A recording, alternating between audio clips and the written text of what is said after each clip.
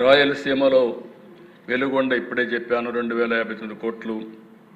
ఉప్పర పెన్న అది ఏదైతే పేరూరు రిజర్వాయర్కి నీళ్లు తీసుకుపోవడం, భైరవాని తిప్ప, హంద్రినీవా నుంచి మడకసర బ్రాంచ్ కెనాల్, హంద్రినీవా నుంచి ఫేజ్ 2 మెయిన్ కెనాల్, అడవిపల్లి నుంచి చిత్తూరు వరకు నీవా వరకు పూర్తి చేయడం, జిఎన్ఎస్ఎస్ కడప వరకు తీసుకెళ్లడం, ఈ అన్నిటికి కలిపి 7,853 కోట్లు అవుతుంది.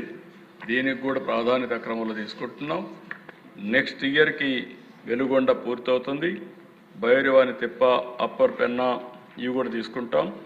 ఏదైతే కడపకు కూడా హంద్రినీవా తీసుకొని నెక్స్ట్ ఇయర్కి ఇది పూర్తి చేసి ఆ రాబోయే సంవత్సరం ఇది రాజంపేట వరకు తీసుకెళ్తాం, కోడూరుకు తీసుకెళ్తాం.